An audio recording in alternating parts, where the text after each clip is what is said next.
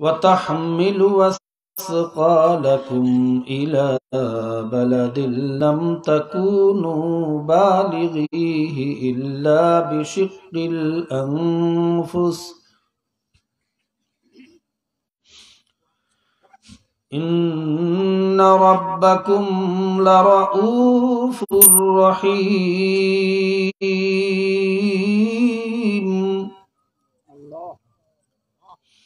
والخيل والبغال والحمير لتركبوها وزينة ويخلق ما لا تعلمون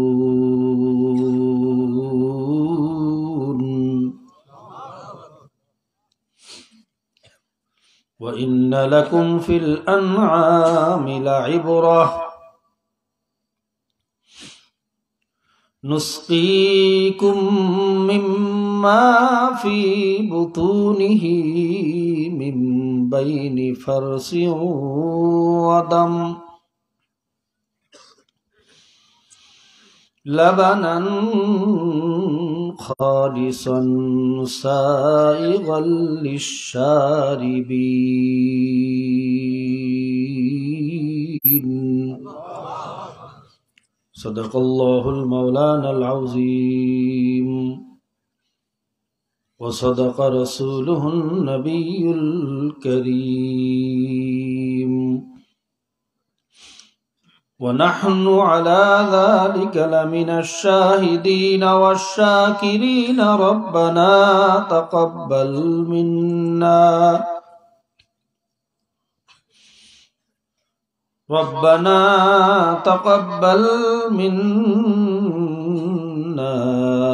إنك أنت السميع العليم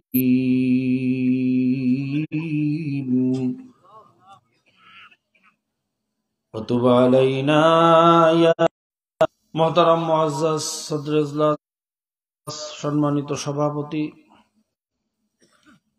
ওয়াজিবুল ইহতিরাম হযরত উলামায়ে কেরাম জাকিরিন শাকিরিন বেগুনা তলবে ইলম কোরআনের হাফেজ কৃষক শ্রমিক ভ্যানওয়ালা ঠেলাওয়ালা রিকশাওয়ালা জেলে কামার কুমার তাঁতি ঋষি মসি মজদুর সহ সর্বস্তরের ভাইরা পর্দার আড়ালে দূর দূরান্ত অবস্থানরত আল্লাহ পাকের বান্দিরা আমার মা ও বোনেরা জনাবে মুহাম্মদুর রাসূলুল্লাহ সাল্লাল্লাহু আলাইহি ওয়াসাল্লামের উম্মতগণ আল্লাহ জাল্লা শানুহু আম্মা নাওয়ালুর দরবারে লাখো কোটি শুকরিয়া যে মহান আল্লাহ পাক রব্বুল আলামিন এক দানা কমাইয়ে দেন বাড়ি খাইতেছে অষ্টা যেটা বাড়াইছেন না ওটা এক দানা কমাইয়ে দেন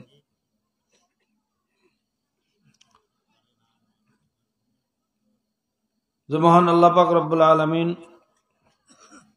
আপনাকে আমাকে দুনিয়ার সমস্ত কাজকর্ম থেকে রেহাই দিয়ে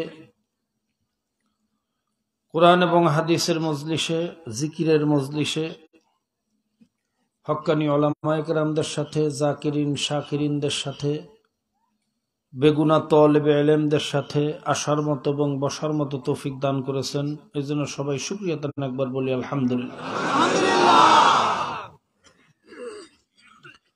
ভাইরা মজলিসটা যদিও ছোট্ট কিন্তু আল্লাহর কাছে অনেক দামি, কথা ঠিক না? কেন দামি? আল্লাহ রাসূল সাল্লাল্লাহু আলাইহি ওয়াসাল্লাম বলছেন, যখন আল্লাহ পাকের বান্দা বান্দিরা মাওলার জিকিরের উদ্দেশ্যে একত্রিত হয়, কি উদ্দেশ্যে? যেই কথা এবং কাজের দ্বারা আল্লাহ পাকের স্মরণ হয়। কার স্মরণ?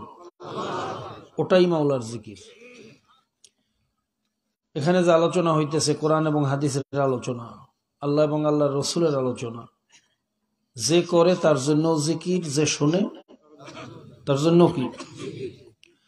কান দিয়া শুনতেছেন, কানের জিকির হইতেছে। চক্ষু দিয়ে তাকাই রয়েছেন, চোখের জিকির হইতেছে। অন্তর দিয়ে খেয়াল করতেছেন, অন্তরের জিকির হইতেছে। শরীর উপস্থিত রাখছেন, শরীরেরও জিকির হইতেছে। এক কথায় প্রত্যেকটা অঙ্গ প্রত্যঙ্গ এই মুহূর্তে কার জিকিরে মশগুল? জোরে কোন? না ব্যবসার জিকির, টাকা পয়সার জিকির? আর জিকিরের মজলিস সম্পর্কে আল্লাহ রসুল বলেন হাফাতুমুল মালাইকা, জিকিরের মজলিস দেখলি ফেরেশতারা এটাকে ঘেরাও করিয়ে রাখে।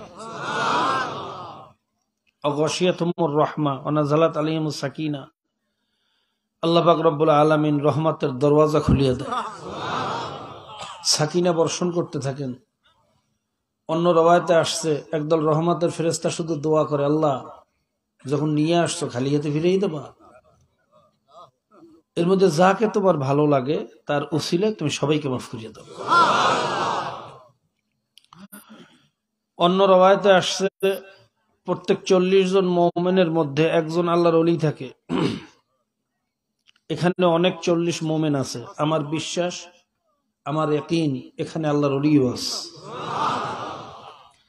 আর আল্লাহর ওলিদের অবস্থা কি? তাদের চেহারার দিকে তাকাইলেও সগীরা গুনাহ মাফ হয়ে যায়। এই জন্য মাকুলা আছে, না ওয়াজু সে না কিতাবু সে দিন পয়দা হতা হ্যায় বুজুর্গ কি নজরু সে। বাইরে ওয়াজের দ্বারা, কিতাবের দ্বারা দিনের সমজ আসে না। দিনের সমজ আসে আল্লাহ ওয়ালাদের সোহবাতের মাধ্যমে, আল্লাহর ওলিদের নজরের মাধ্যমে। কথা ঠিক না? যার প্রমাণ আমরা চরমনের মাহফিলে দেখছি। এরকমও ঘটনা হয়েছে যে মাহফিল শুরু হওয়ার আগেই দুর্যোগপূর্ণ আবহাওয়ার কারণে মুনাজাত দিয়ে দিতে হয়েছে, উদ্বোধনী বয়ানও হয় নাই। আল্লাহর বান্দারা আসছে কষ্ট করে, আবার ফিরিয়ে গেছে, মনে বড় কষ্ট। কথা ঠিক না? আমরা হতাশ ছিলাম, হয়রান ছিলাম। এত বড় আয়োজন, এত কষ্টের আয়োজন, আল্লাহর বান্দারা আসছে, একটু বয়ানও শুনতে পারলো না। কিন্তু ঘটনাক্রমে দেখা গেছে ওই মাহফিলে হেদায়েতের সংখ্যা আরো বেশি। কারণটা কি? কারণ ভাইরা বয়ান শুনতে পারে না, ঠিক আছে, কিন্তু মজলিস থেকে ঘুরিয়ে গেছে না। ওই মজলিসে কত আল্লাহর ওলিরা জমা হয়, ওই জমিনে কত আল্লাহর ওলিদের চোখের পানি আছে। জানি না কার সোহবাত, কার নজর তার উপরে পড়ছে। আল্লাহ পাক রব্বুল আলামিন তার দিলের ভিতরে দিনের সমজ ঢালিয়ে দিয়েছে। কথা ঠিক না? এই জন্য আল্লাহ পাক রব্বুল আলামিন বলছেন কুনু মা সাদিকিন, তোমরা সাদিকিন বান্দাদের সঙ্গী হইয়া যাও। জোরে কোন সুবহানাল্লাহ। কিন্তু আফসোস এবং পরিতাপের বিষয়, বর্তমান জমানায় একদল ফাত্তান তথাকথিত নামধারী আহলে হাদিস নামে পরিচিত লামজাহাবি, এরা বলে সোহবাত লাগবে কেন,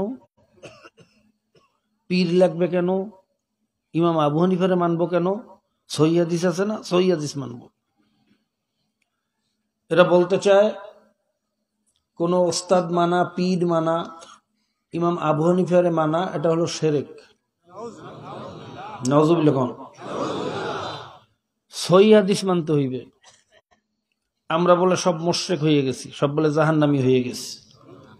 আমাদের পূর্বপুরুষরা, আকাবেররা, মুরব্বীরা যারা দুনিয়া থেকে বিদায় হয়ে গেছেন, সব বলে জাহান্নামে চলিয়ে গেছে।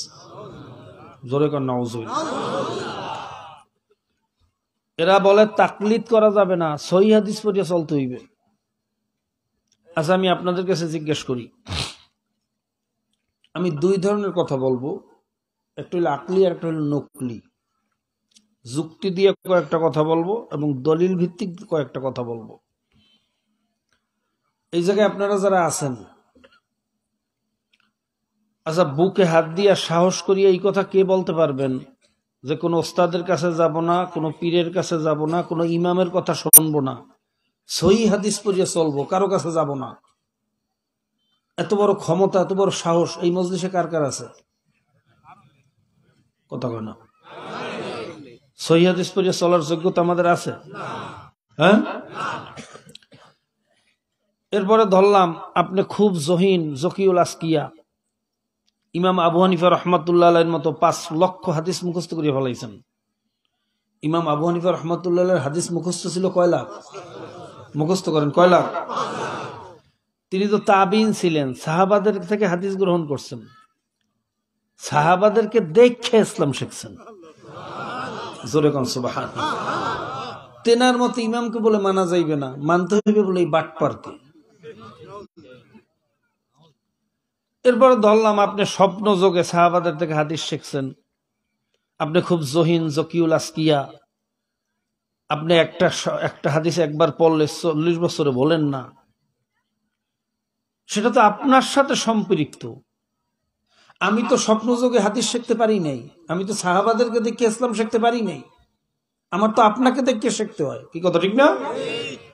তা আপনাকে দেখে যদি আমি শিখতে যাই, আপনার থেকে যদি আমি সবক নিতে যাই, তাহলে তো আপনি আমার পীর হইয়া যান, আপনি আমার ইমাম হইয়া যান। কি কথা কয় না?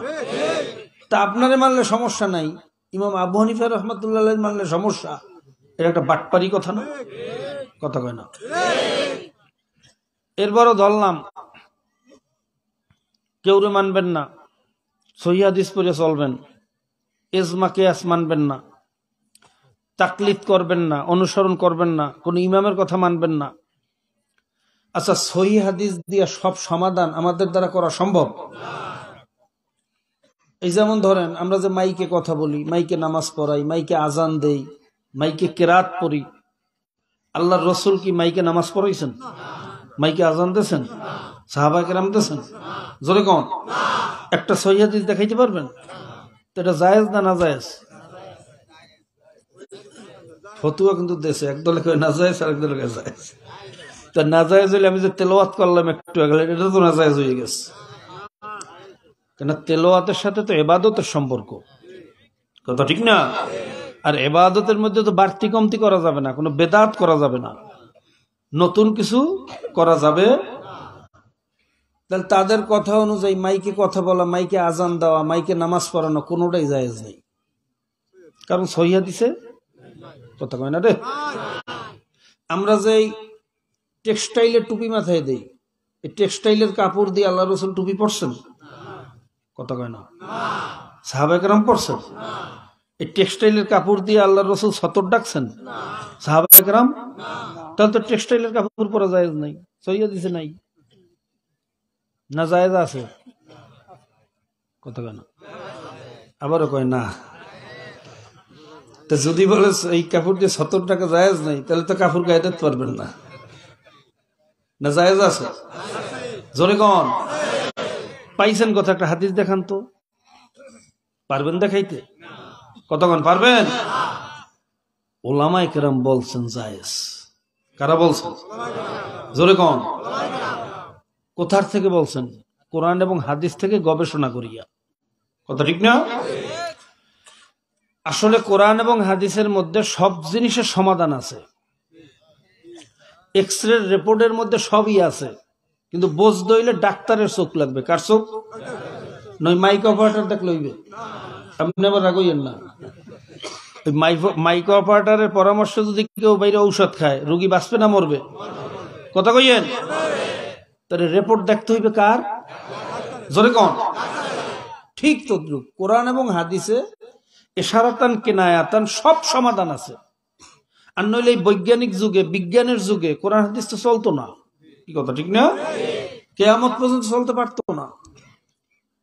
সব সমাধান কোরআন এবং হাদিসে আছে, কিন্তু এটা আবিষ্কার করতে হইলে, ওইটা বুঝতে হইলে এই ইমাম আবু হানিফার মতো মুস্তাহিদ লাগবে। তোমার মতো সোলা সাবান্না আলেম দিয়ে এই মাসালা ইস্তেমবাদ করা সম্ভব? জোরে কোন সম্ভব? আল্লাহ পাক রব্বুল আলামিন আমাদেরকে বোঝার এবং আমল করার তৌফিক দান করুন। যদি কোনো ওস্তাদ ইমাম না মানেন, তাহলে আপনি নিজেকে ইমাম হইতে হইবে। এই মাসালা ইস্তেমবাদ করার যোগ্যতা আপনি নিজের অর্জন করতে হইবে। কথা ঠিক না? সেটা কি আমাদের দ্বারা সম্ভব? লক্ষ লক্ষ হাদিস মুখস্থ রাখা আমাদের দ্বারা সম্ভব? তাইলে নিজেকে ইমাম হওয়ার পরামর্শ দিতেছে ওই তথাকথিত লামাজাহাবিরা। এই পরামর্শ মান্য যদি কেউ চলে, সে মুসলমান কামিয়াব হবে না ধ্বংস হবে? কতক্ষণ? তো মুসলমানদেরকে ধ্বংস করতে চায় তো ইহুদি খ্রিস্টানরা, মুসলমান ধ্বংস করা তো মুসলমানের কাজ না, মুসলমানের কাজ। তাহলে বুঝতে হইবে যে এই পরামর্শটা নিয়ে আসছে, এই পরামর্শ মানলে যেহেতু মুসলমান ধ্বংস হবে, এই পরামর্শটা মুসলমানের পরামর্শ না, এটা ইহুদি খ্রিস্টানদের পরামর্শ। কথা ঠিক না? এরপর ধরেন সহিহ হাদিস পড়ে চলবেন, ভালো। সহিহ হাদিসের মধ্যে তো আল্লাহ রাসূল দাঁড়াইয়া পেশাব করছেন, এরকম হাদিসও আছে না? অনেকে ভয়ে কথা কয় না, আছে না? নাই? কোন সময় কোন কারণে কোন বিপদে পড়লে দাঁড়াইয়া পেশাব করা যাইবে, এইটা যদি আল্লাহ রসুল দাঁড়াইয়া পেশাব করিয়া মাসালা সাবেত করিয়া না যাইতেন, তাহলে উম্মত মরিয়া গেলেও যত বড় কষ্ট হোক দাঁড়াইয়া পেশাব করার অনুমতি আর পাইতো, কোন অবস্থায় দাঁড়াই পেশাব করতে পারতো না। এই জন্য আল্লাহ রসুল বিশেষ সময় দাঁড়াইয়া পেশাব করাও জায়েজ আছে, এটা মাসালা সাবেত করিয়া গেছে না যায় না? কথা কয় না? এখন ধরেন ঘটনাক্রমে কোন এক আহাম্মক ভাই হাদিস পড়িয়া চলবে নিয়ত করছে, হাদিসের কেতাব আনছে, কেতাব খোলার পরে পাইছে আল্লাহ রসুল দাঁড়াইয়া পেশাব করছে, অন্য কোনো হাদিসের খবর আর নাই, কেবল নতুন পড়তে আছে। কথা ঠিক না? তো ওই হাদিস পাওয়ার পরে পরদিনও দাঁড়াইয়া পেশাব করা শুরু করবে না? কথা কেন? যদি কেউ বলেন যে ভাই দাঁড়াই পেশাব করো কা, তবে দাঁড়াই পেশাব করি, আমি তো সহিহ হাদিসের আমল করি, মেয়ে তুমি বেশি বোঝো। কথা কেন? কি ঝগড়া লাগছে না লাগে না? এই মুসলমান ধ্বংস করার ষড়যন্ত্র নিয়ে ওরা আসছে। কথা ঠিক না? আল্লাহ পাক রব্বুল আলামিন আমাদেরকে এই ধোকার থেকে বাঁচার তৌফিক দান করুন। বলতে পারেন হুজুর, তা সহিহ হাদিসের মধ্যে সব পরিষ্কার স্পষ্টভাবে নাই কেন? এই যে মাইকে কথা বলেন, মাইকে আজান দেন, মাইকের কথা কোরআন হাদিসে নাই কে? ভাইরা, প্রত্যেকটা জিনিস যদি আলাদা আলাদা কোরআন এবং হাদিসে আলোচনা করা ভাইরা করতো, তাহলে কোরআন হাদিসের সাইজ কত বড় হইতে? কথা কয় না? এই মাইক সম্পর্কে যদি আলোচনা হইতো, প্রশ্ন আসতো, তাহলে মাইকটা কয় ইঞ্চি লম্বা হইবে? যদি হাদিসে বলতো 8 ইঞ্চি 9 ইঞ্চি মাইক দেওয়ার কথা কওয়া জায়েজ? কথা কেন? এর মোটা কতটুকু হইবে? যতটুকু উল্লেখ থাকতো তার চেয়ে বেশি মোটা মাইক দিয়ে আলোচনা করা যাইতো? সে কোন হইলেও যাইতো? এসকাল বাজে যাইতো, এটা হাদিসে নাই। এই সাইজের মাইকের কথা হাদিসে? কথা কয় না? এর কালার কি হইবে? লাল হইবে না কালো হইবে না সাদা হইবে? এটাও আলোচনা লাগতো না? এটা কোন কোম্পানির হইতে হইবে? এটার থিকনেস কতটুকু হইবে? এর জিএসএম কি হইবে? এর মেটেরিয়ালসটা কি হইবে? এটা টাইটানিয়াম হইবে না অ্যালুমিনিয়াম হইবে না কাপড় হইবে না স্টিল হইবে না এসএস হইবে? এই সব আলোচনা বিস্তারিত লাগতো না? কথা কয় না? এই তারটার মোটা কতটুকু হইবে? আর ইনসুলেটর কয় লেয়ারে হইবে? এর ভিতরে তার কয়টা থাকতে হইবে? এই তারটা কপার হইবে না অ্যালুমিনিয়াম হইবে না টাইটানিয়াম হইবে? এই আলোচনাও থাকা লাগতো। কথা ঠিক না? তার শুধু মাইক সম্পর্কে যদি বাইরে আলোচনা করা লাগতো যে হাদিসের সাইজ হইতে কত বড়। এরপর আসেন লাইট। এই লাইট দিয়ে কোরআন শরীফ তেলাওয়াত আল্লাহ রসুল করছেন? এই লাইট জ্বালিয়ে আল্লাহ রসুল নামাজ পড়ছেন? তাহলে এই লাইট সম্পর্কে আলোচনা আওয়া লাগতো, এই মোবাইল সম্পর্কে আলোচনা আওয়া লাগতো। কথা ঠিক না? জোরে কোন ঠিক না ভাই? ঠিক। তাহলে হাদিস কোরআনের সাইজ কয় মাইল লম্বা হইতো? তা কে পড়তো আর কে বুঝতো আর কে বাইরে অনুযায়ী চলতো? সম্ভব? জোরে কোন সম্ভব? এই জন্য এশারাতান কেনায়াতান হাদিস কোরআনে সবকিছুই আছে, কিন্তু ইস্তেহাদ করে বাইর করতে হয়। এই জন্য 4 জিনিস মিললে হইলে ইসলাম। কয় জিনিস? জোরে কোন? কোরআন, হাদিস, ইজমা। ইজমা কিয়াস ছাড়া 1 সেকেন্ড চলতে পারবেন না, 1 সেকেন্ড না। এই চেয়ারে বসে কথা বলতে হইলেও ইজমা কিয়াসের দরকার আছে। এই বার্নিশ করা চেয়ার দিয়ে আল্লাহ রসুল বয়ান করে? জোরে কোন? এই বার্নিশ করা, এই বার্নিশ তৎকালীন জমানায় ছিল? জোরে কোন? আবার এই বার্নিশের মধ্যে তো ব্যবহার হয় স্পিরিট, অ্যালকোহল, যেটা দিয়ে মদও বানায়। কি কথা ঠিক না? তাহলে ইজমা কিয়াস ছাড়া 1 মুহূর্ত মুসলমানের জন্য চলা সম্ভব? জোরে কোন সম্ভব? এখন এই ইজমা কিয়াস করবে কেডা? ঠেলাওয়ালা, ভ্যানওয়ালা, কথা কয় না, তরকারিওয়ালা, হ্যাঁ না হক্কানি ওলামায়ে কেরাম, মুস্তাহিদ ওলামায়ে কেরাম, যারা মাসালা ইস্তেমবাত করার যোগ্যতা রাখে। জোরে কোন সুবহান। এই জন্য আমরা ওলামায়ে কেরামদেরকে মানি, ওলামায়ে কেরামদের কথা অনুযায়ী চলি। মাসালা ইস্তেমবাদ করিয়া চলার যোগ্যতা আমাদের, জোরে কর আমাদের মনে থাকবে ইনশাআল্লাহ। এই তো গেল আকলি কথা। এবার নকলি দলিল নেন। আল্লাহ পাক রব্বুল আলামিন কি বলছেন? আতিউল্লাহ ওয়া আতিউর রাসূল ওয়া উলিল আমরি মিনকুম। তোমরা আল্লাহ এবং আল্লাহর রাসূলের অনুসরণ করো। কার অনুসরণ? জোরে কোন? এবং তোমাদের মধ্য থেকে যারা উলিল আমর, উলিল আমর কারা? কথা কয় না। উলিল আমর হইল আমাদের আকাবের আসলাফ, আমাদের পীর মাশায়েখ, আমাদের ওলামায়ে কেরাম। জোরে কোন সুবহানাল্লাহ। আমরা সরাসরি আল্লাহরেও পাই না, পাই সরাসরি আল্লাহর নবীরও পাই না। কথা কয় না। আল্লাহরেও পাইতেছি না, আল্লাহর নবীরও পাইতেছি না। এখন কাদের কথা অনুযায়ী চলবো? কাদের অনুসরণ করব? জোরে কোন? এ কথা কার? জোরে কোন? তা যারা বলে আলেম ওলামাদের অনুসরণ করা যাইবে না, ইমামের অনুসরণ করা যাইবে না, তারা তো আল্লাহর বিরুদ্ধে কথা বলতেছে। এরপর আসেন, ইয়াউমা নাদউ কুল্লা উনাসিম বিইমামিহিম, নিশ্চয়ই তোমাদেরকে ডাকা হবে কিয়ামতের ময়দানে সৈয়দিসের পিছনে। কথা না ইমামের পিছনে। এ কথা কার? আরো জোরে কোন কার? মান তাশাব্বাহা বিকওমিন ফাহুয়া মিনহুম, যে যেই দলের সাথে সম্পর্ক রাখবে, দুনিয়াতে যেই দলভুক্ত হইয়া চলবে, কিয়ামতের ময়দানে ওই দলভুক্ত হয়ে উঠবে। ওই দল, ওই নেতা যেই জায়গায় যাইবে, তুমিও। এ কথা কার? জোরে কোন? সর্বনে বিশ্বের কথা। এটা আল্লাহ এবং আল্লাহ রসুলের কথা। কথা ঠিক না? কোন আলেমান আও মুতাআল্লিমান আও মুস্তামিআন আও মুহিব্বান ওয়ালা তাকুন খামিসান। তোমরা আলেম হও। কি হও? জোরে কোন? যদি আলেম হইতে না পারো, আলেমের ছাত্র হও। যেমন আমরা আলেমের ছাত্র দাবি করতে পারি, পরিপূর্ণ আলেম আমরা দাবি করতে পারি। আমরাই যদি আলেম দাবি করি, তাই ইমাম আবু হানিফা রাহমাতুল্লাহ কি দাবি করবেন? কথা বলেন। তাহলে আমরা আলেম যেই অর্থে বোঝানো হয় সেই আলেম আমরা হইতে পারি। বর্তমান জমানায় সেই আলেম, আমরা আলেমের ছাত্র। কথা ঠিক না? যদি ছাত্র হইতে না পারো, তা আলেমদের কথা অনুযায়ী চলো। আও মুস্তামিয়ান আই মুত্তাবিআন, অর্থাৎ আলেমদের কথা অনুযায়ী তাদের অনুসরণ করো। যদি আলেমদের অনুসরণ করার অবস্থাও না থাকে, যেমন আফ্রিকার মধ্যে এখনো এরকম জায়গা আছে যেখানে শুধু মুসলমান আছে, কিন্তু ইসলাম অনুযায়ী কেমনে চলবে, উজু কেমনে করবে, নামাজ কেমনে পড়বে জানে না, এমনকি কালেমা পর্যন্ত জানে না। এরকম জায়গা এখনো দুনিয়াতে আছে না নাই? জোরে কোন? বছরের পর বছর অপেক্ষায় আছে কখন একজন আলেম আসবে, কখন তার থেকে ইসলাম শিখবো, কখন ইসলাম অনুযায়ী চলিয়া মুসলমান এই কবরে যাব। জোরে কোন সুবহানাল্লাহ।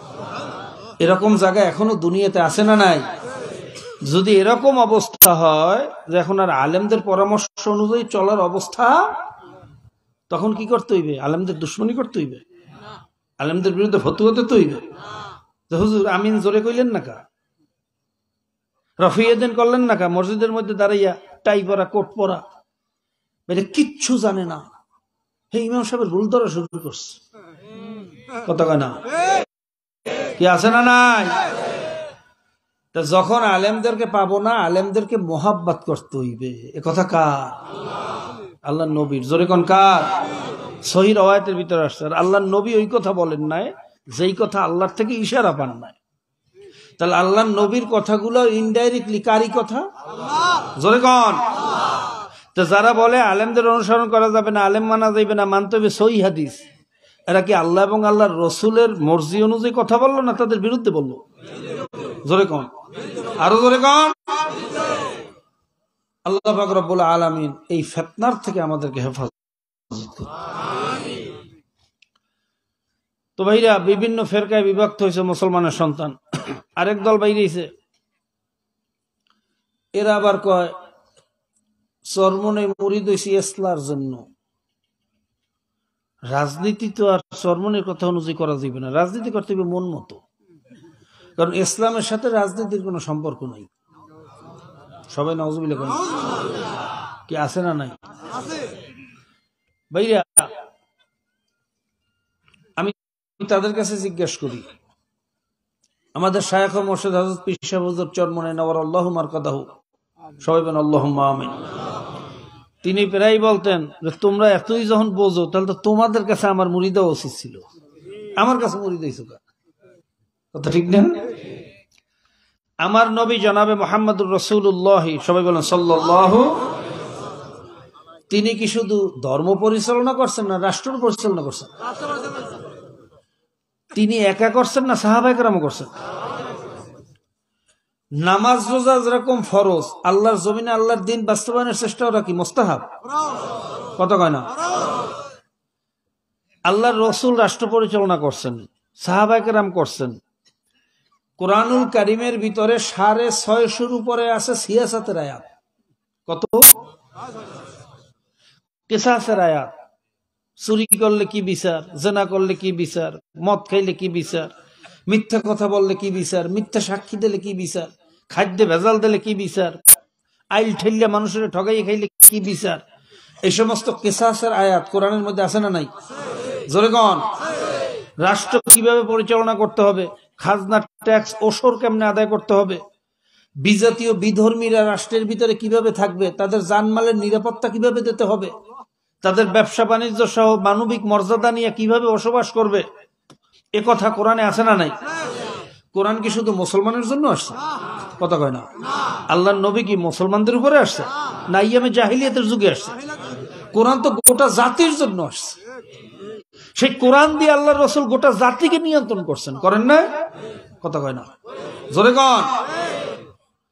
তো যারা বলেন সিয়াসত মে হালাকাত হয়, হুকুমত সে কামিয়াবি नहीं आएगा, জিহাদ ফাসাদ হয়, আমরা রাজনীতি পছন্দ করি না, নাউজুবিল্লাহ কোন? এ কথা হিন্দুরা বলতে পারে। যেমন হিন্দুদের ধর্মীয় নেতা, সে শুধু ধর্মের নেতা ছিল, রাষ্ট্রের নেতা জোরে কোন? গৌতম বুদ্ধ, সে বৌদ্ধদের নেতা, ধর্মীয় নেতা, রাষ্ট্রের নেতা। গুরু নানক ভাইয়া, সে শিখদের নেতা, ধর্মের নেতা, রাষ্ট্রের নেতা। কিন্তু আমার নবী ধর্মেরও নেতা, ধর্মেরও নেতা, জোরে কোন? ধর্মেরও নেতা। যারা বলে আমরা রাজনীতি পছন্দ করি না, রাজনীতির সাথে ইসলামের সম্পর্ক নাই, আমি বলবো আপনার সর্বোচ্চ ওই গৌতম বুদ্ধের উম্মত হইতে পারেন।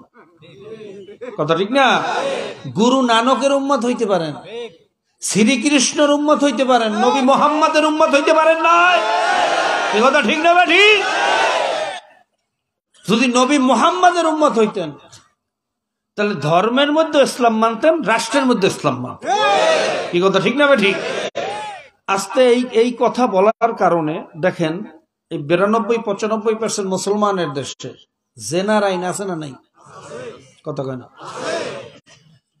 পুরুষ কোয়ার্টারে গিয়ে, পতিতালয়ে গিয়া জেনা করা বলে জায়েজ, লিভিং টুগেদার জায়েজ। যারা গণতন্ত্র জিকির করে, প্রকাশ্যে মিডিয়ার মধ্যে বলে নারায়ে তাকবীর আল্লাহু আকবার, এই স্লোগান প্রতিষ্ঠিত হইতে দেওয়া যাবে না। নাউজুবিল্লাহ কয় না? নারায়ে তাকবীর আল্লাহু আকবার এটা বলে তাদের দলীয় স্লোগান না, এর সাথে বলে তাদের দলের কোনো সম্পর্ক নাই, এই স্লোগানে বিশ্বাসী না, এই দল আবার মুসলমানে করে। আছে না? প্রকাশ্যে বলে না কয়েকদিন আগে দলের মহাসচিব কি বলছে? তা যে বলে নারায়ে তাকবীর আল্লাহু আকবার এই স্লোগানের সাথে আমার সংগঠন, আমার দল বিশ্বাসী না, আর ঈমান আছে? জোরে কোন? তাই যদি ওই দল এই স্লোগানে বিশ্বাসী না হয়, ওই দল যে করবে তার ঈমান থাকবে?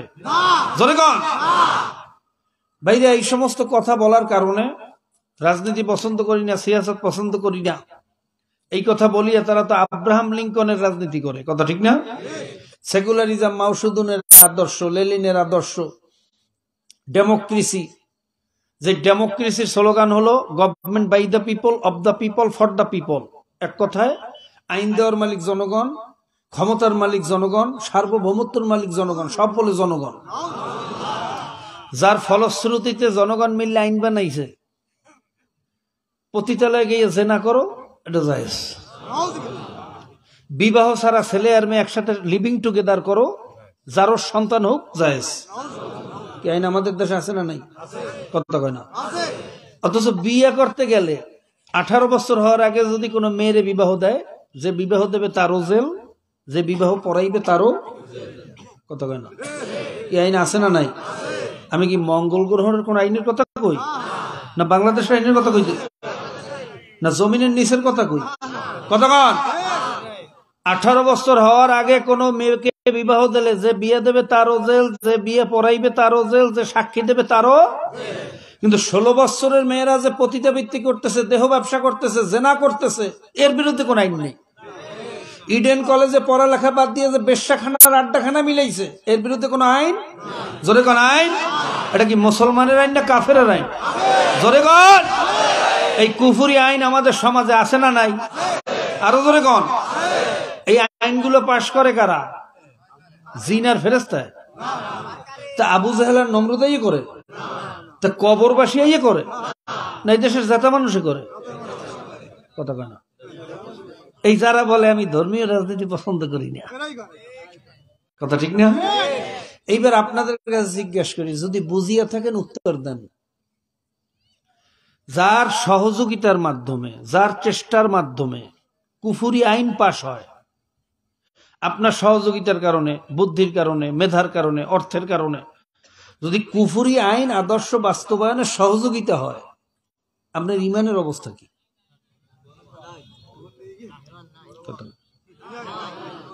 কুফরি আইন পাশ করার চেষ্টা করলে ইমান থাকে? হ্যাঁ। আর ইমান না থাকলে তার নামাজটা কোন কাজে লাগবে? ইবাদতটা কোন কাজে লাগবে? কথা কয় না। কাজী বাবা পায়ে হাত দিয়ে বলিয়ে গেলাম, কি করতেছে? এই 95% মুসলমানের দেশে কুফরি আইনে ভরা। 95% মুসলমানের ট্যাক্সের পয়সা দিয়া আজকে আমাদের শিক্ষা সিলেবাসের মধ্যে ডারউইনের থিওরি ঢুকায়। আমরা বলে সব বানরের বাচ্চা। ওই জাফর ইকবাল বানরের বাচ্চা হইতে পারে, আমরা বানরের বাচ্চা না, আমরা আদমের বাচ্চা। এই কথা ঠিক না ঠিক? এই আমরা ইসলাম ছাড়িয়া মুসলমানরা বিভিন্ন ডেমোক্রেসির পিছনে, কুফরি আদর্শের পিছনে দৌড়ানোর কারণে আজকে এই কুফরি আইনের দেশটা ভরপুর হয়ে গেছে। কি কথা ঠিক না? পশ্চিমা আদর্শে আজকে মুসলমানের সন্তানেরা সজ্জিত হইতেছে। যে পশ্চিমারা গণতন্ত্র এবং মানবাধিকারের দোহাই দিয়া আমাদের মধ্যে সমকামিতার আইন চাপাইয়ে দিতেছে। কথা ঠিক না? পুরুষে পুরুষে বিবাহ করবে, এটা বলে নাগরিক অধিকার।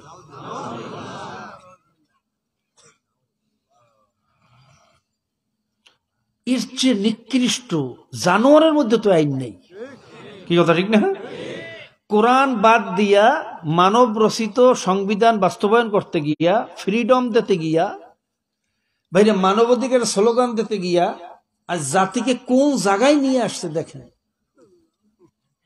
কোরআন বাদ দেওয়ার কারণে, আমাদের বুদ্ধি দিয়ে আইন বানানোর কারণে ধ্বংস হইতে হইতে কোন জায়গায় এসে পৌঁছতেছি। আজকে সারা দুনিয়ার ভিতরে বিশৃঙ্খলা। কথা ঠিক না?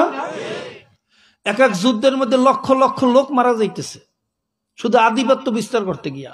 কেউ বলে আমি সমাজতন্ত্র প্রতিষ্ঠিত করব, কেউ বলে আমি গণতন্ত্র প্রতিষ্ঠিত করব। জোরে কোন নাউযু। এই আদর্শ প্রতিষ্ঠিত করতে গিয়া কোটি কোটি মানুষ মারা যাইতেছে। আল্লাহ পাক রব্বুল আলামিন মুসলমানদেরকে ইসলাম বোঝার তৌফিক দান করুন। এখন বলতে পারেন হুজুর, তাহলে কুফরি আদর্শ সমাজ থেকে বাদ দেবো, আল্লাহ এবং আল্লাহ রসুলের আদর্শ প্রতিষ্ঠিত করব, এরকম কোন প্ল্যাটফর্ম, এরকম কোন সংগঠন, এরকম কোন নেতৃত্ব তো পাই না। আপনারা যা নেতৃত্ব দেন তাও তো পছন্দ হয় না।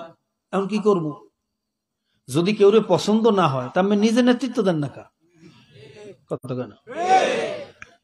আপনি যদি বস্তুনিষ্ঠ গ্রহণযোগ্য নেতৃত্ব দিতে পারেন, খোদার কসম আমরা আপনার পিছনে আছি। কি কথা ঠিক না বেঠিক?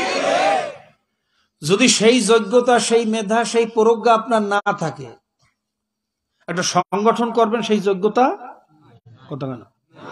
সেই বুদ্ধি বিবেচনা, সেই ফ্যামিলি ব্যাকগ্রাউন্ড, কেউ পছন্দ হয় না, নিজেও পারেন না, এখন কি করবেন? কুফরি আদর্শ বাস্তবায়নের পিছনে দৌড়াইবেন? ওই আব্রাহাম লিঙ্কনের মানব প্রস্তুতি কুফরি আদর্শ, মাউসুদনের আদর্শ, কথা কয় না? ওই জেনার আদর্শ, মদের আদর্শ, বেপরদার আদর্শ, সুদের আদর্শ, এর পিছনে দৌড়ানো যাবে? যদি করে পছন্দ না হয়, নিজেও না পারেন, তাদের জন্য আমার পরামর্শ হলো আপনি ঘরে বসিয়ে বসিয়ে আল্লাহর কাছে দোয়া করেন, ভিতরে জ্বালা সৃষ্টি করেন। আল্লাহ, এই 95% মুসলমানের দেশে কুফুরি আইনে ভরা, আল্লাহ সহ্য করতে পারি না। আল্লাহ জেনার আইন, মদের আইন, বেপরদার আইন, এই কুফুরি আইন সমাজ থেকে কেমনে দূর করব? আল্লাহ সেই বুদ্ধি তুমি আমাকে দাও, সেই শক্তি তুমি আমাকে দাও।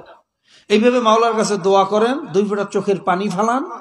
ওয়াযালিকা আযরাফুল ঈমান, সরিষার দানা পরিমাণ হইলো আপনার ভিতর ঈমান আছে। কি কথা ঠিক না ঠিক? আর সরিষার দানা পরিমাণ ঈমান নিয়েও যদি কবরে যাইতে পারেন, গুনাহ অনুযায়ী আযাব ভোগ করার পরে একদিন না একদিন জান্নাতে যাওয়ার আশা আছে। কি কথা ঠিক না? আর যদি কপাল ভালো হইয়া যায়, তাহলে আল্লাহ পাক রব্বুল আলামিন কোন কারণে সুপারিশের মাধ্যমে, সহি রওয়ায়াতে আসছে, একজন হাফেজ কমপক্ষে 10 জনকে সুপারিশ করে মাওলার বেহেশতে নিয়ে যায়। একজন হক্কানি আলেম কমপক্ষে 40 জনকে সুপারিশ করে মাওলার বেহেশতে নিয়ে যাইবেন। আল্লাহু ইউদাইফু মান ইয়াশা আল্লাহু ওয়াসিউন আলিম। আল্লাহ যদি চায়, যার যার যোগ্যতা অনুযায়ী সুপারিশের ক্ষমতা আরো বাড়াইয়ে দেন।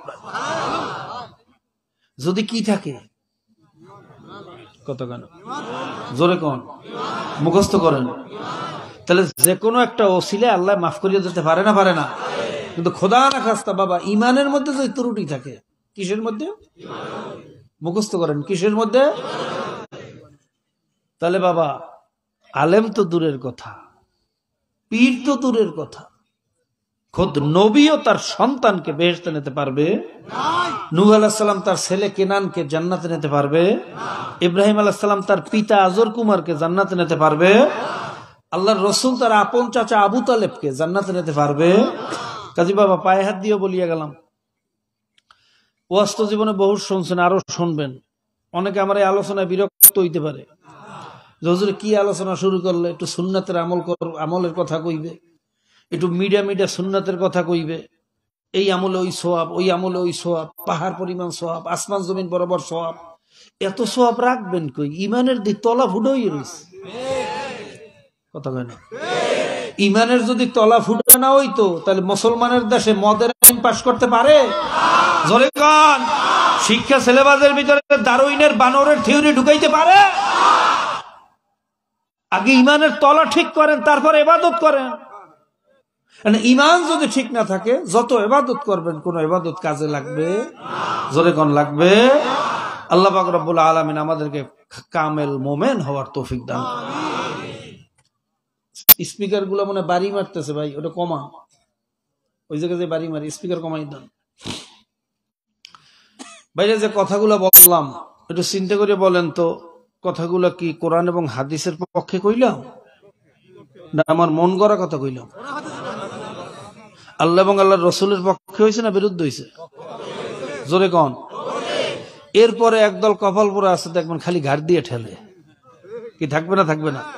জোরে কন। এগুলো হইলো সব কপাল পোড়া। কি পোড়া? আবু জাহেলের মতো। কি ভাই, কমাইতে কইলে একটা বন্ধ করিয়ে দেন। আমরা তো মহিলাকে মতো, যদি নুন বেশি হয়েছে পরে রাখতে মোটেও দেয় না, আর যদি কম হয়েছে পরে এমন দাওয়া দেয়, জম্মের দাওয়া দেয়। খয়রুল উমরে আওসাতুহা, প্রত্যেকটা জিনিসের মধ্যম পন্থা ভালো, খুব বেশিও ভালো না, কমও। জোরে কন। প্রত্যেক জিনিসের কি পন্থা ভালো? তো ভাইরা, ভুল তো করছি, অন্যায় করছি, শয়তানের ধোকায় পড়িয়া। ব্রিটিশরা 200 বছর শাসন করি আমাদেরকে ইসলাম থেকে অনেক দূরে সরাই দিয়েছে। কথা ঠিক না? ক্যালকাটা আলিয়া মাদ্রাসায় 32 জন প্রিন্সিপাল ছিল খ্রিস্টান। কতজন? আমাদের দেশে এই হিন্দু জমিদারদের মাধ্যমে আমাদেরকে এমন শোষণ করছিল যে মুসলমানের সন্তানেরা ইসলামী সংস্কৃতি ভুলিয়া লক্ষ্মী পূজা করা শুরু করছিল।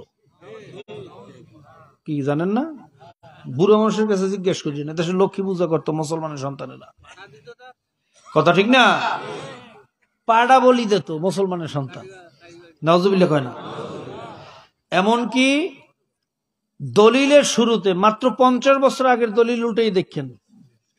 আমি 2 টার্ম চেয়ারম্যানই করছি, বহুত দলিল আমি উল্টেছি। 50 বছরের আগের যত দলিল আছে প্রত্যেক দলিলের উপর বাইরে প্রথমে সিরি সিরি আব্দুর রহমান, সিরি সিরি আব্দুর রহিম, এটা লিখতে বাধ্য করছিল। কথা ঠিক না?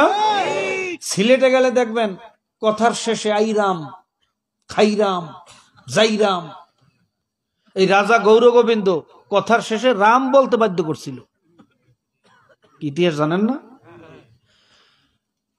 বোরহানউদ্দিন রহমাতুল্লাহ আলাইহির আখিকা অনুষ্ঠানে গরু জবাই দেওয়ার অপরাধে এই রাজা গৌর গোবিন্দ তাকে নির্মম ভাবে হত্যা করছে। এই ব্রিটিশরা আমাদের শিক্ষা সিলেবাস থেকে ইসলাম সরাইছে, ইসলাম ইতিহাস সরাইছে। কথা ঠিক না?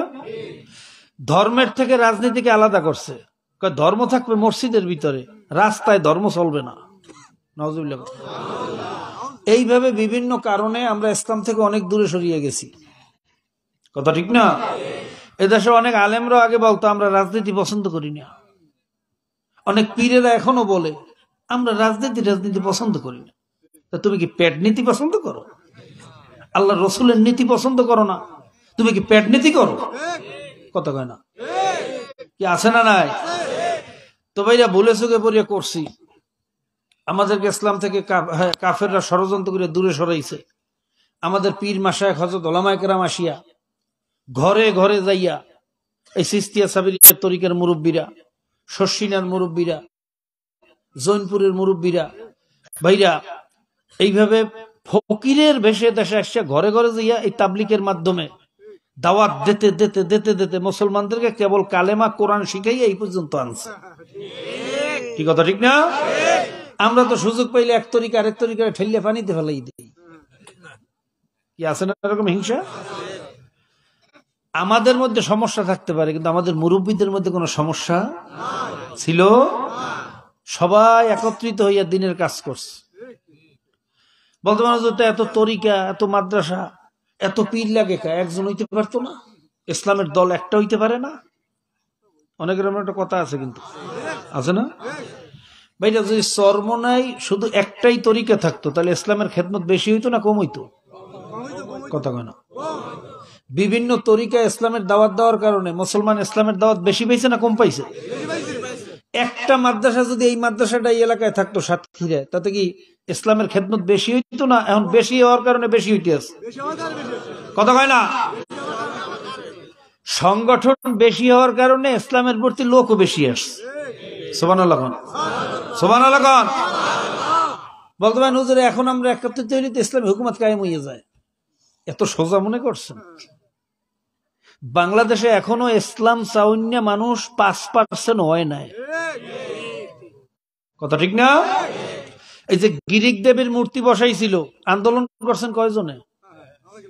একটু পরীক্ষা করিয়ে দেই। এই জায়গাটা আজাকান্ত গ্রিক দেবীর মূর্তি যখন সুপ্রিম কোর্টের সামনে বসানো হয়েছিল, কি অনেকে জানেও না। কথা ঠিক না? যারা যারা এটার বিরুদ্ধে আন্দোলন করছেন হ্যাঁ একটু আজাগান, রাস্তায় নামে আন্দোলন দেখেন মাত্র কয়জন লোক, দেখেন একটু দেখেন, হাত নামান, আলহামদুলিল্লাহ হাত নামান। মাত্র এই কয়জন লোকের আন্দোলনের কারণে গ্রিক দেবীর মূর্তি ওখান থেকে সরাইতে বাধ্য হয়েছিল। আর যারা টুপিওয়ালা, দাড়িওয়ালা, নামাজওয়ালা, রোজাওয়ালা মুসলমানরা যারা মসজিদে যায়, এদের থেকেও যদি মাত্র 5% ইসলামের উপর জাগরণ সৃষ্টি করত, এটা সে ইসলামের হুকুমত কায়েম হয়ে যেত। কি কথা ঠিক না? ঠিক। এই যে শিক্ষা সিলেবাসে ডারউইনের থিওরি ঢুকাইছে, বানরের থিওরি ঢুকাইছে, এইটার ব্যাপারে কারা কারা আন্দোলন করছেন একটু দেখি। এইটা একটু বেশি, আলহামদুলিল্লাহ, পার্সেন্টেজ বাড়তে আছে, আলহামদুলিল্লাহ। এরকম বাড়তে বাড়তে বাড়তে বাড়তে যখন 1/3 বদরের যুদ্ধ হয়েছে, কখন কাফেরদের সংখ্যা ছিল কত? কত কেনা? আর সাহাবা কেরামদের সংখ্যা ছিল কত? মাত্র 313। অপোজিটে কত? কতক্ষণ? এই সংখ্যা অনুযায়ী হিসাবে 1/3 অর্থাৎ 3/1 অন্তত ইসলামের সমর্থন লাগবে। কত কয় না? তিন ভাগের এক ভাগ সমর্থন হইতে হইলে যে পরিমাণ ইসলামের পক্ষে সমর্থন এখন আমরা পাইতেছি তাতে হিসাব করে দিয়েছি 1.5 কোটির উপরে লাগবে ভোট। কত কোটি? যে পরিমাণ ভোট এদেশে কালেকশন হয় তা ওই 1/3 হিসাবে কত কোটি লাগবে? এই 1.5 কোটি ভোট ইসলামের পক্ষে আসার আগ পর্যন্ত ইসলামী সংগঠন একটা বানানো যাবে না। এটা আমার ব্যক্তিগত মত। বলতে পারেন কারণ কি হুজুর?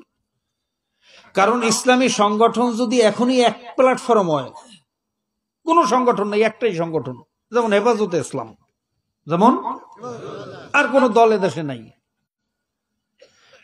হেফাজতে ইসলাম একটাই যদি এদেশে দল থাকতো তাহলে ইসলামের অবস্থাটা কি হইতো?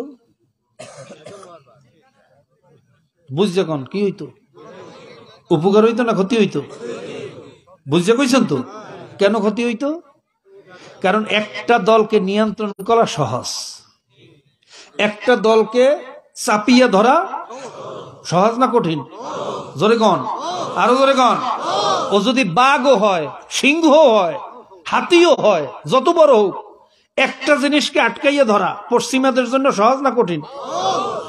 আর যদি ছোট ছোট পিপিলিকের মতো হাজার হাজার লক্ষ লক্ষ বেঙ্গুর বল্লার মতো হয়,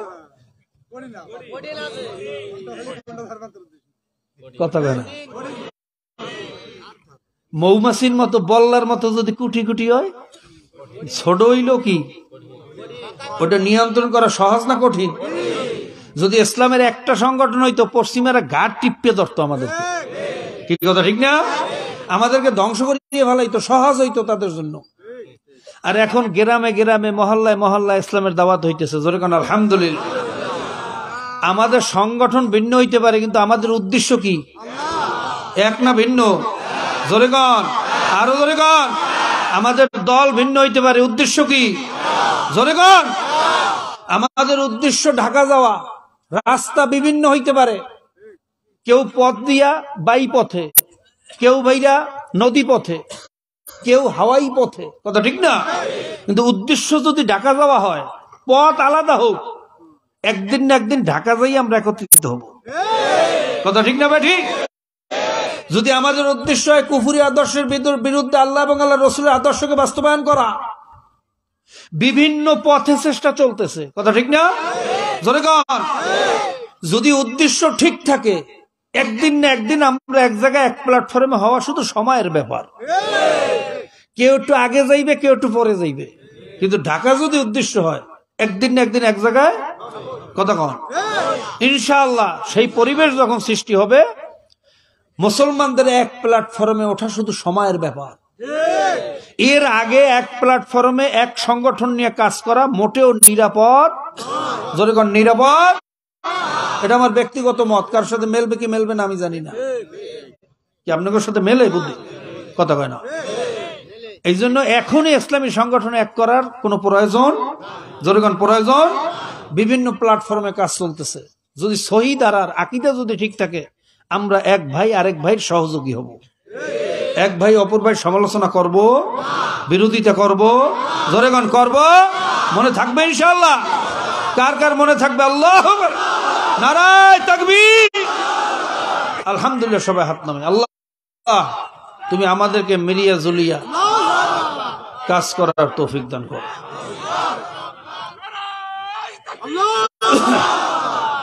তো ভাইয়েরা, অনেকের মনে বিরক্ত লাগতেছে, ফজিলতের ওয়াজ তো জীবনে বহু শুনছেন, আল্লাহ বাঁচাইলে আরো শুনবেন। ব্যতিক্রম কিছু আলোচনার দরকার আছে না নাই? সারা জীবন শুধু মিডা খাইলে, মিডা সুন্নতের আমল করলে, বেশি মিডা খাইলে বলে কিরমি হয়, মাঝে মাঝে একটু তিতা লাগে না? আজকে একটু তিতা ঔষধ দিয়ে গেলাম যাতে কিরমিটা দমন হয়। কি ভালো হয়েছে না খারাপ হয়েছে? জোরে কন আল্লাহুম্মা আমিন, সবাই আল্লাহুম্মা। তো যে কথা বলতেছিলাম ভাইরা, ভুল করিয়ে ফেলাইছি, বুঝি নাই, না বুঝে করছি, এখন কি তওবা করা লাগবে না? কথা কয় না। যদি তওবার মতো তওবা করতে পারি, আমার মাওলায় ওয়াদা করছেন, লা তাকনাতু মির রাহমাতিল্লাহ, ইন্নাল্লাহা ইয়াগফিরুয যুনুবা জামিআ, ইন্নাহু হুয়াল গফুরুর রহিম। জোরে বলেন সুবহানাল্লাহ। আল্লাহ পাক রব্বুল আলামিন বলেন, হে বান্দা বান্দিরা, তোরা আমার রহমত থেকে নৈরাশ হইস না। তোরা যদি ভুলে থেকে পড়িয়া পাহাড় পরিমাণ গুনাহ করিয়া থাকো, আসমান জমিন বরাবর গুনাহ করছো, তোদের গুনাহ আসমানেও সামাই হয় না, জমিনেও সামাই হয় না। এরপরেও তোরা যত গুনাহই করো না কেন, তার একটা পরিমাণ আছে, সংখ্যা আছে, সীমা আছে। কিন্তু আমি মাওলার রহমতেরও কোনো সীমা নাই, আমি মাওলার দয়ারও কোনো সীমা নাই। আমি মাওলা যেমন বড়, আমার দয়াটাও সেরকম বড়। এ বান্দা বান্দি, আয় আয় আয় আয় আয়, আমার কাছে মাপ চা, ক্ষমা চা, আমি তোদের জীবনের সমস্ত গুনাহ মাফ করিয়া দেব। ধরে বলেন সুবহানাল্লাহ। কাজী ভাইরা, ভুল করছি, অন্যায় করছি, মাওলার কাছে একটু তওবা করেন। যদি তওবার মতো তওবা করতে পারি, খোদার কসম খাইয়াও বলতে পারি, আমার মাওলা একটা মানুষকেও খালিয়াতে ফিরাইয়া দেবে না। সবাই বলুন সুবহানাল্লাহ। ভাইরা, দাহিয়া কলবির মতো এত বড় খুনিরে যদি মাওলায় মাফ করতে পারে, আরবের সেই বেশ্যা নারী, ভাইরা সহিহ রওয়ায়াতের ভিতরে আসছে, রাস্তা দিয়া যাইতেছে বেশ্যা নারী, যদিও বেশ্যা কিন্তু মাওলার মোহাব্বত ভিতরে ছিল। দেখে একটা কুকুরের জিহ্বা বাহির হইয়া গেছে, পানির পিপাসায় ছটফট করতে আছে। বেশ্যা নারী চিন্তা করলো, হারে কুকুরটা তো আমার মাওলায় বানাইছে, হোক নিকৃষ্ট কিন্তু বানাইছে তো আমার মাওলায়। জোরে বল সুবহানাল্লাহ। এইরকম মাওলার একটা মাখলুক পানির পিপাসায় কষ্ট পাইয়া মারা যাইবে, আর আমি চাইয়া দেখবো, এটা হইতে পারে না।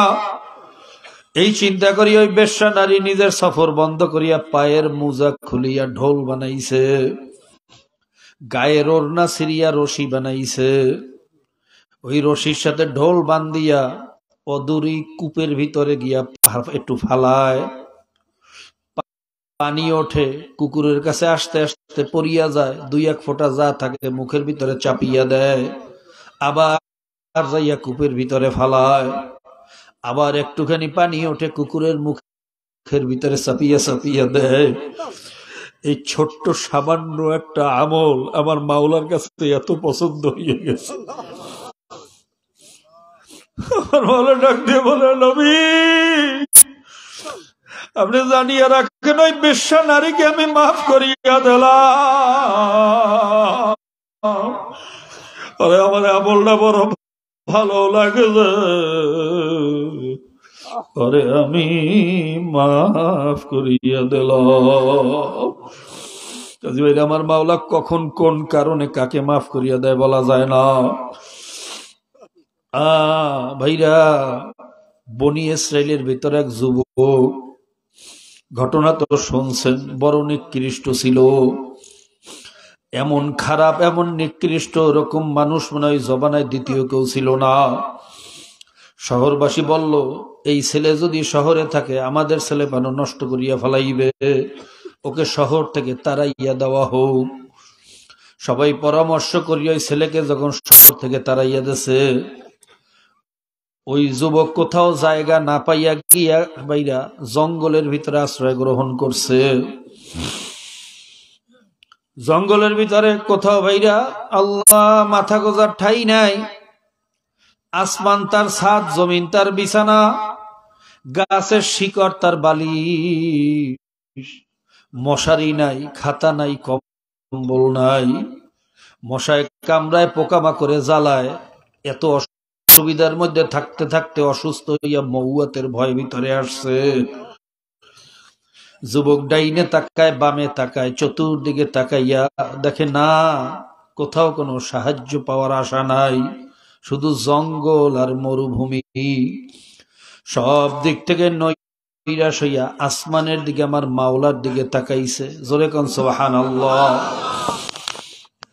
আমার মাওলার দিকে তাকাইয়া যুবক কান্দে আর বলে, মালিক, দুনিয়ার মানুষ আমাকে লাথি মারিয়া শহর থেকে তাড়াইয়া দিছে, তোমার ব্যাপারে শুনছি তোমার দরবার তারাইয়া দেওয়ার দরবার না, তুমি নাকি বাগাইয়া দিতে জানো না, মৌয়াতের আগ পর্যন্ত বলে তোমার দরজা খোলা। মালিক, আমাকে মাফ করলে যদি তোমার বাদশাহী কমিয়া যায়, মাফ করার দরকার নাই। আমাকে আযাব দিলে, কষ্ট দিলে যদি তোমার ক্ষমতা বাড়িয়া যায়, আমারে আরো আযাব দাও, কোনো দাবি নাই। আর যদি আমার মতো নালায়েককে মাফ করলে, তোমার মতো মহান মালিকের যদি কোনো ক্ষতি না হয়, আমাকে আযাব না দিলে যদি তোমার বাদশাহী কমিয়া না যায়, মালিক আমারে তুমি মাফ করিয়া দাও। ভুল করছি, অন্যায় করছি, আর কোনদিন করব না, আমারে তুমি মাফ করিয়া দাও। বাইরা যুবক তওবার মতো তওবা করিয়া ফেলাইছে। এক সময় যুবক যখন দুনিয়ার থেকে বিদায় হইয়া গেছে, আল্লাহ পাক রব্বুল আলামিন নবী মূসাকে বলতেছেন, হে নবী মূসা, তাড়াতাড়ি জঙ্গলে যাও, আমার এক দোস্ত মারা গেছে, তার জানাজা পড়া লাগবে, এবং শহরের ভিতরে এলান করো, এই জানাজায় যে শরীক হইবে তারেও মাফ করিয়া দেব। আল্লাহু কারীম,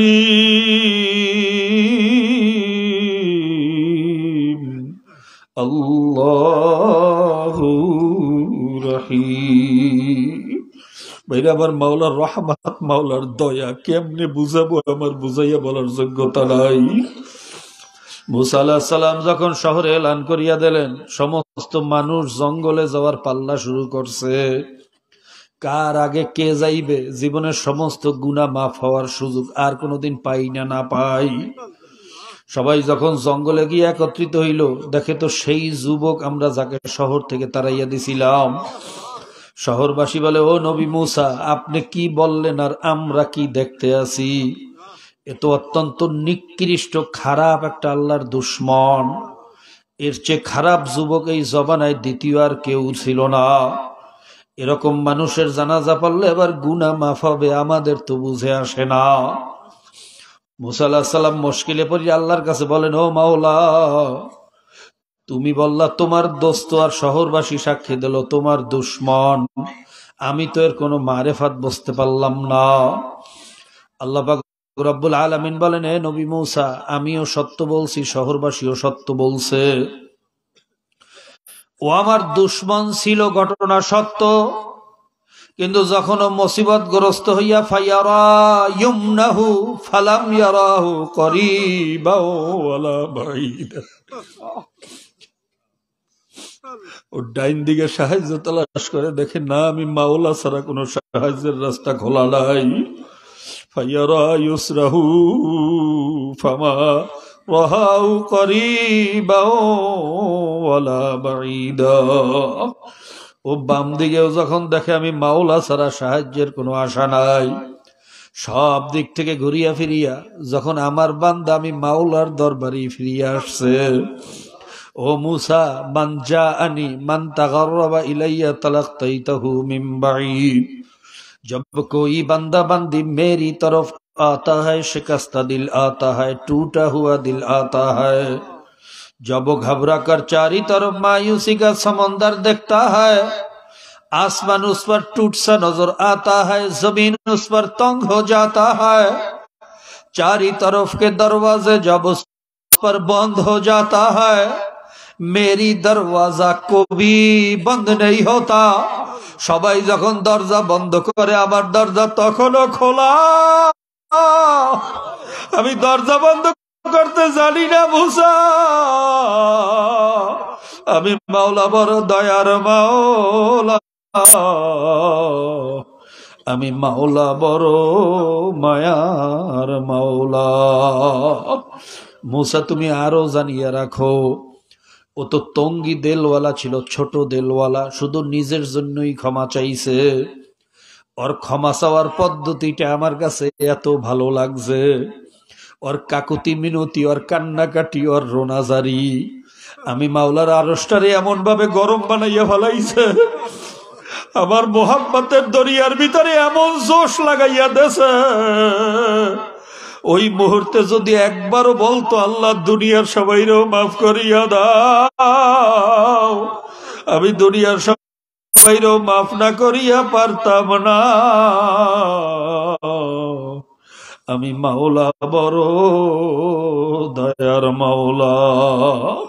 কাজী বাবা, আমার মাওলার দয়ার কথা আমি কেমনে বুঝাবো? আমার বুঝাইয়া বলার যোগ্যতা নাই। পিপিলিকা কোনোদিন পাহাড়ের পরিচয় দিতে পারে না, গোলাম কোনোদিন মালিকের পরিচয় দিতে পারে না। আল্লাহ তোমার পরিচয় তুমি দিয়া দাও। তোমার নাসিরে তোমার একটা বান্দা বান্দিরও খালি হাতে ফিরাইয়া দিও না। তোমার মতো দয়ার মাওলা, তোমার মতো মায়ার মাওলা, মালিক চিনলাম না রে মাওলা, মালিক চিনলাম না। আল্লাহ আমাদেরকে তুমি মাফ করিয়া দাও। কাজী বাবা, পায়ে হাত দিয়া বলিয়া গেলাম, পাহাড় পরিমাণ যদি গুনাহ করিয়া থাকো, এই মুহূর্তে তওবা করো, এই মুহূর্তে তওবা করো, এই মুহূর্তে তওবা করো। কারণ এই মজলিস থেকে বাড়ি যাইতে পারবো কিনা তোমারও জানা নাই, আমারও জানা নাই। এইরকম মজলিস আর কোনোদিন পাই না না পাই কেউ আমরা জানি না। এই রাত্রটা আপনার আমার উপর থেকে যায় না না যায় এ কথা বলার ক্ষমতাও দুনিয়ার কোনো মানুষের নাই। আজরাইল কিন্তু প্রত্যেকের পিছনেই খালি হাত পাইতে দারোগার মতো ঘরে, হ্যান্ডকাপ লইয়া ঘরে বাবা, হ্যান্ডকাপ লইয়া ঘরে। শুধু মালিকের একটু হুকুমের অপেক্ষায় আছে। হুকুম পাওয়ার সঙ্গে সঙ্গে যখন খপ করিয়া থাবাটা মারবে, ইযা জা আজালুহুম লা ইস্তাখিরুনা সাআতাও ওয়া লা ইস্তাকদিমুন। বাবা, এক সেকেন্ড সময় কিন্তু আর পাওয়া যাবে না। ওয়ালাউ কুনতুম ফি বুরুজিম মুশাইয়াদা, পাথরের পাহাড় কাটিয়া গর্ত বানাইয়া সিন্ধুকের ভিতরেও পালাইয়া থাকা যাবে না। আজরাইল সেখানে যাইয়া হাজির হইয়া যাইবে। আর বাবা, দুই সময় কিন্তু তওবাও কবুল হবে না। একটা হলো সাকরাতুল মউতের সময়, আর একটা হলো কিয়ামতের যখন আখিরি দাঙ্কা বাজবে, পশ্চিম দিক থেকে সূর্য উঠিয়া যাইবে, সুযোগ দেবে না। পশ্চিম দিক থেকে সূর্য ওঠার সঙ্গে সঙ্গে মাওলার রহমতের দরওয়াজাটাও টাস করিয়া বন্ধ হইয়া যাইবে, আর তওবা কবুল হবে না। আরেকটা হইল বেলা সাকরাতুল মউতের সময় সারা জীবন মাওলার দুশমনি করবা, আর আজরাইলকে দেখে তাড়াতাড়ি ফেরাউনের মতো তওবা শুরু করবা। না, তোমার মতো চালাককে মাওলায় তওবা করতে দেবে না। তোমার জবান ফেরাউনের মতো বন্ধ করিয়া দেওয়া হবে। কালেমা উল্টাইতে পারবা না, চক্ষু দুইটা ফুটিয়া যাইবে, জিহ্বাটা বাহির হইয়া যাইবে, আর তওবা কবুল হবে না, তওবা কবুল হবে না। কাজী বাবা, দুই সময় আসার আগেই তওবা করো, পায়ে হাত দিয়ে বলিয়া গেল। এই মজলিসে তওবা কবুল হওয়ার অনেক কারণ আছে। এখানে অনেক সাদা দাড়িওয়ালারা আছে যাদের কান্নায় আমার মাওলায় লজ্জা পায়। অনেক বেগুনা তলবে এলেম, এই মুহূর্তে তওবা করিয়া ফেলাও আমার জন্য। আল্লাহ, একটু মজলিসের দিকে চাইয়া দেখো। এই খোলা আসমানের নিচে তোমার বান্দারা উঁচা ঠেলা জমিনের উপরে কেন বসিয়ে রয়েছে একটু দেখো। ভাইরা, দুই ফোঁটা চোখের পানি ফালাইয়া নিজের গুনার কথা মনে করিয়া একটু মালিকের দরবারে গোপনে কান্দেন আর মাপ চান। যদি কান্না নাও আসে, কান্নার জন্য চেষ্টা করেন, ভান ধরেন, বাহানা করেন। কারণ হাদিসের ভিতরে আসছে বুকু বুকু আইল্লাম তাবুকু ফাতাবাকু। তোমরা কান্দো কান্দো, কান্না না আসলে কান্নার ভান ধরো। মুখটারে ভাঙ্গা চুরিয়া, মাথাটারে নত করিয়া কান্নার জন্য বাহানা করো, চেষ্টা করো। দেখবে একসময় আল্লাহর ফজল করমে চোখে পানি চলিয়া আসবে।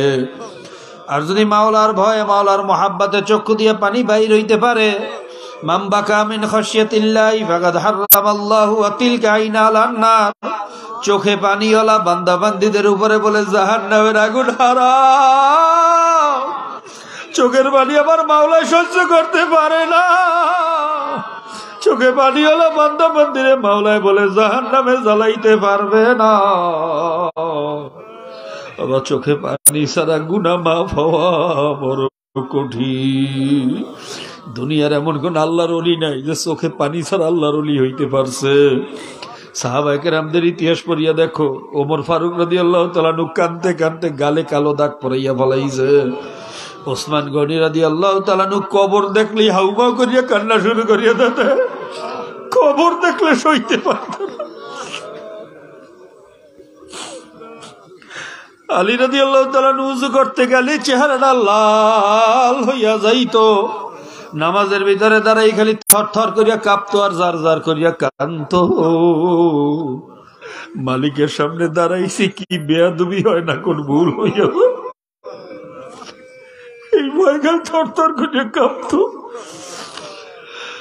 আমাদের অবস্থাটা কি? আল্লাহ, আমাদের কলমটা পাথরের মতো শক্ত হইয়া গেছে। আজকে আমরা দুনিয়ার নেতার ভয়ে কান্দি, পুলিশের ভয়ে কান্দি, বাবা মায়ের ভয়ে কান্দি, ওস্তাদের ভয়ে কান্দি। আমার মাওলা এত ছোট হইয়া গেছে রে কপাল পোড়া। আমার মাওলা কি পুলিশের চেয়েও ছোট হইয়া গেছে? আমার মাওলার ভয় কেন চোখে পানি আসে না? আমার মাওলার মোহাব্বতে কেন শরীর কাঁপে না? আসলে কপাল পড়ছে আর কিছু না, দুনিয়ার মোহাব্বতে অন্তরটারে ভরিয়া ফেলাইছি আর কিছু না। আল্লাহ আমাদেরকে তুমি মাফ করিয়া দাও। अल्लाह हम जलील है, नाखार है, नादान है, गुनाहगार है, बदकार है, खबीस है, चोर है, डाकात है, सब कुछ है, लेकिन तेरे हबीब के उम्मत तो है। अल्लाह আমরা চোর, আমরা ডাকাইত, আমরা সুদখোর, আমরা ঘুষখোর, আমরা মদখোর, আমরা জেনাখোর, আমরা সবকিছু। আমাদের চেয়ে খারাপ বুঝি এই দুনিয়াতে আর কেউ নাই। আমাদের মতো নিকৃষ্ট বুঝি আর কেউ নাই। কিন্তু যতই খারাপ হই তোমার হাবিবের উম্মাত, যতই খারাপ হই কপাল গুনে তোমার দোস্তের উম্মাত হইয়া গেছি।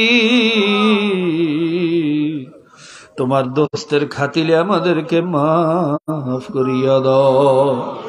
ধানের সাথে যেরকম সিটা বিক্রি হয়, ভালো মালের সাথে যেরকম পচা মাল বিক্রি হয়, আল্লাহ একটু মজলিসে চাইয়া দেখো, একজন ভালো বান্দাও এখানে নাই। একজনও কি তোমার পছন্দ হয় না? একজনও কি তোমার ভালো লাগে না? একটু চাইয়া দেখো। যারে ভালো লাগে তার সাথে আমাদের মতো খারাপ গুলারও মাফ করিয়া দাও। যারে তোমার পছন্দ হয় তার উজিলে আমাদের সবাই কবুল করিয়া লাও। খালি হাতে ফিরাইয়া দিও না রে মালিক, খালি হাতে ফিরাইও না। আল্লাহ আল্লাহ, বিশেষ করে এই মজলিসে জানি না কার বাবা মা দুনিয়া থেকে বিদায় হয়ে গেছে। আমার মতো মাও কবরে, বাবাও কবরে, এরকম কতজন সন্তান এই মজলিসে বসা আছে জানি না।